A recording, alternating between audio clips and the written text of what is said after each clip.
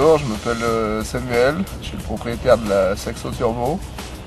J'ai choisi cette voiture, à la base c'était une Saxo New Morning 1600i qui faisait 105 chevaux. Avec l'aide d'un préparateur que j'ai choisi qui s'appelle Yannick Banet. J'ai proposé mon projet, c'était de faire une Saxo Turbo, d'où le nom Saxo Turbo. C'était pas facile. Pour ce qui est des modifications au châssis, on a dû modifier le longeron gauche pour faire passer le pignon 5e, le support moteur avant droit, le changer de côté pour supporter le moteur. L'encastrement au niveau du mangeoire, c'est-à-dire où il y a le radiateur de chauffage pour faire passer le turbo, qui avait été emprunté à une Subaru. L'échangeur d'air en face avant, modification du pare-choc et puis du radiateur d'eau aussi, abaisser le radiateur d'eau pour faire passer les durite d'air au-dessus.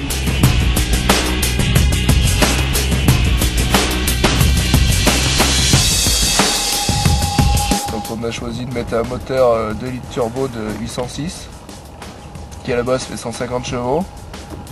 On a supprimé le turbo d'origine pour mettre un turbo de Subaru, donc maintenant c'est une voiture qui fait 240 chevaux en roue.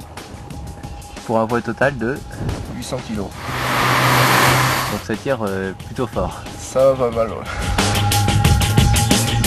La base du moteur est déjà un moteur turbo, donc c'est pas ce qui va être plus dur. Par contre de le faire passer, oui, parce que d'être dessous, il ne pouvait plus passer du fait qu'il y avait les galettes de commande de boîte à vitesse. Il a fait un collecteur pour poser le turbo au-dessus du moteur. C'est pour ça qu'on le voit en... Voilà, pour faciliter l'encombrement, on va dire.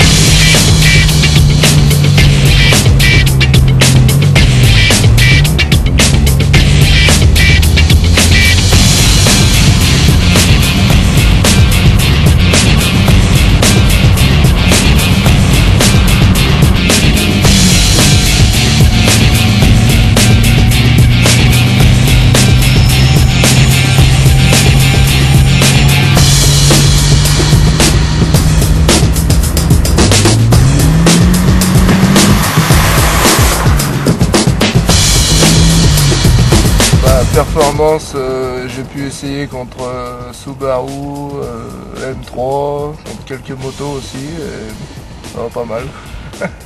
Et vitesse de pointe, en quatrième je suis à 2,20 et après j'ai l'aiguille et elle remonte sous le zéro, donc je sais pas vraiment. A priori, oui, on doit être au-delà des 250 km/h. À peu près, ouais.